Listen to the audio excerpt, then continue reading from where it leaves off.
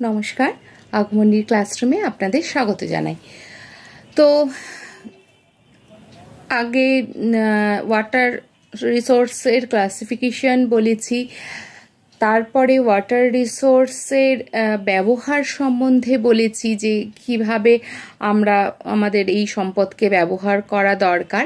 তো আজকে যে বিষয়টা নিয়ে কথা বলবো সেটা হচ্ছে আমাদের খুব পরিচিত শব্দ, সেটা হচ্ছে রেইন ওয়াটার হারভেস্টিং।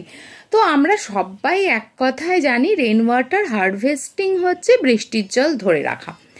তো এইটা নিয়ে আলোচনা করার আপনাদের মনে হতেই পারে যে কি দরকার আছে, এটা তো আমাদের সবার না দরকার আছে। তার কারণ হচ্ছে যে বহু জিনিস হয় যেটা আমরা জানি কিন্তু আমাদের সব সময় মাথায় থাকে না। দ্বিতীয় হচ্ছে এই রেইন ওয়াটার হারভেস্টিংটা কিন্তু কোনো বিদেশি টেকনিক থেকে অনুপ্রাণিত হয়ে বা বিদেশি কোনো প্ল্যান থেকে অনুপ্রাণিত হয়ে করা নয়, এটি আমাদের কিন্তু সম্পূর্ণ নিজস্ব জিনিস। আমরা এটা কিন্তু একেবারে আমাদের নিজস্বতা রয়েছে, আমাদের রুটে কিন্তু রেইন ওয়াটার হারভেস্টিং রয়েছে। তো সেটাও সবার সাথে আলোচনা করাটাও কিন্তু আমার একটা উদ্দেশ্য। তো রেইন ওয়াটার হারভেস্টিং তো আগেই বললাম যে এক কথায় হচ্ছে বৃষ্টির জল ধরে রাখা। এবার আসছি যে বৃষ্টির জল ধরে রাখার যে আমাদের প্রাচীন ঐতিহ্যটা কি করে এসছে। যে আমরা যদি ইতিহাস পড়ি তাহলে দেখব যে একটা সময়তে রাজস্থানে প্রচুর কম, মানে একেবারেই কম লেভেলের বৃষ্টিপাত, তার ওপর এত তাপ। গুজরাটেও কচ্ছের রান অঞ্চলেরও ওই একই অবস্থা। আবার ওদিকে আগ্রা এই সমস্ত জায়গাতেও কিন্তু বৃষ্টির পরিমাণ খুব একটা বেশি নয়। তাই এই সমস্ত জায়গায় যারা রাজত্ব করেছেন তারা কিন্তু তাদের প্রাসাদে কিন্তু রেইন ওয়াটার হারভেস্টিংয়ের একটা জায়গা রেখেছেন। যেমন ধরুন আপনি যদি আগ্রাতে যান, যেখানে আকবরের বাড়ি আছে, আপনারা দেখতেই পাবেন গেলে পর যে পুরো প্রাসাদের সমস্ত জল একটা জায়গায় জমা করার ব্যবস্থা রয়েছে দুটো পারপাসে। এক হচ্ছে যে যখন শুকনো টাইম, অর্থাৎ যে সময়টা বৃষ্টির জল থাকবে না বা জল শুকিয়ে যাবে সেই সময়টা ওই জল কাজে লাগবে। 2 নম্বর হচ্ছে ওই জলের ওপর দিয়ে যখন বায়ু প্রবাহিত হবে তো ওই বায়ুটা ঠান্ডা হয়ে যাবে, হয়ে গিয়ে তাহলে রাজপ্রাসাদে একটা ঠান্ডা বায়ু ঢুকবে। তো এই দুটো কারণে কিন্তু আকবর ওইভাবেই কিন্তু ব্যবস্থাটা করেছিলেন। এবার চলে আসি রাজস্থানে এই যে রেইন ওয়াটারটাকে ধরে রাখা জায়গাকে বলা হচ্ছে কুন্ডিস। এই কুন্ডিস কিন্তু রাজস্থানের যত প্রাসাদ আছে সব জায়গায় কম বেশি কিন্তু দেখতে পারবেন যে সব ওই রাজপ্রাসাদের যত জল আর কি, বৃষ্টির জল সব গড়িয়ে এসে একটা নির্দিষ্ট জায়গাতে জমা হবে পুকুরের মতো করে, এটাকে বলা হচ্ছে কুন্ডিস। এছাড়া গুজরাটেও বিভিন্ন জায়গায় এই রেইন ওয়াটারের ব্যাপারটা, হারভেস্টিংয়ের ব্যাপারটা দেখা যাবে। আর এখন তো আমরা যেহেতু বিপদে পড়েছি, আমরা আমাদের বিভিন্ন শহর বিভিন্ন সময়ে রেইন ওয়াটার হারভেস্টিংয়ের প্রয়োজনীয়তা অনুভব করছি। কারণ হচ্ছে আমাদের কোথাও বৃষ্টি হচ্ছে না বা কোথাও হচ্ছে জলের ক্রাইসিস দেখা দিচ্ছে। সেই কারণে এখন কিন্তু রেইন ওয়াটার হারভেস্টিং আমাদের মধ্যেও কিন্তু চলে এসছে। ব্যাঙ্গালোরে প্রচুর দেখা যায়, আমাদেরও কলকাতাতে বহু শহরে এখন যে সমস্ত নতুন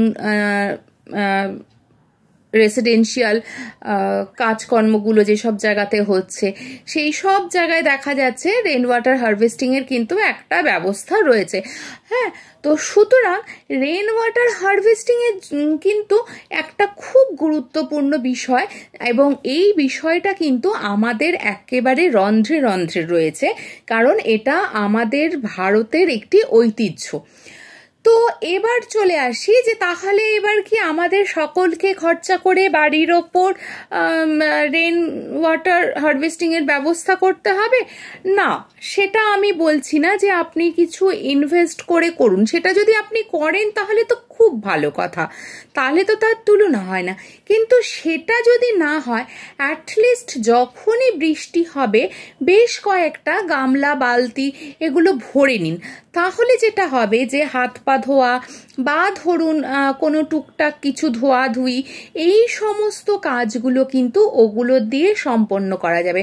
এবং তাতে করে কি হবে যে আমাদের যে পানীয় জল বা ড্রিঙ্কিং ওয়াটারের যে ক্রাইসিসটা, সেটা কিন্তু বহুলাংশেই কিন্তু মিটে যাবে। আর এইটা অবশ্যই করবেন। আর কিছু না করতে পারি, আমরা বৃষ্টির জলটুকু তো ধরে রাখতেই পারি, 2-4 বালতি বা গামলা ভরে রাখতেই পারি। তাহলে কিন্তু আমরা সকলে যদি এই ইনিশিয়েটিভটা নিই, হ্যাঁ, কারণ এই যে টুকটুক করে এরপরে নিম্নচাপ হবে, বৃষ্টি, হ্যাঁ, কালবৈশাখী ঝড়, এই সমস্ত বিষয়গুলো হবে। তো সেই সময়গুলোতে আমরা যদি আস্তে আস্তে করে এগুলো করতে থাকি, তাহলে কিন্তু ওয়াটার ক্রাইসিসটা অনেকটাই মেটানো যাবে।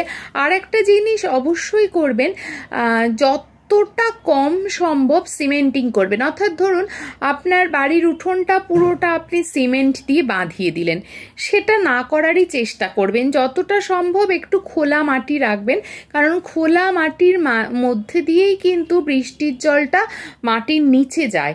আমরা যদি সিমেন্টিং করে দিই, তাহলে কিন্তু গ্রাউন্ড ওয়াটার কিন্তু আর রিচার্জ হবে না, অর্থাৎ মাটির নিচে কিন্তু জল পৌঁছানো অনেক কমে যাবে।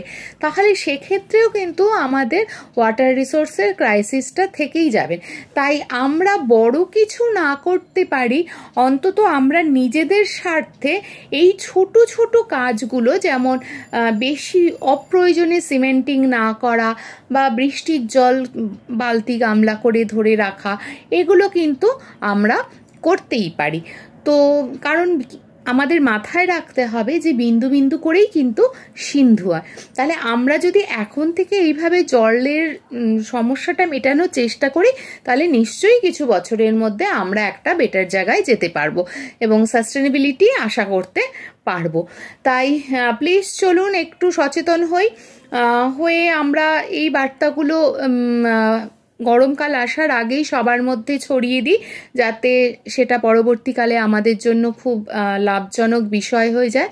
তো প্লিজ, ভালো যদি লেগে থাকে আজকের আলোচনার বিষয়টা, লাইক করবেন, কমেন্ট করবেন, প্রচুর শেয়ার করবেন। আর যারা নতুন দেখছেন তারা প্লিজ সাবস্ক্রাইব করে দেখবেন। আর যারা অলরেডি সাবস্ক্রাইব করে রেখেছেন তারা কিন্তু সবসময় আমার সঙ্গে থাকবেন আর আমার সঙ্গে একইভাবে পরিবেশ নিয়ে উদ্যমী থাকবেন।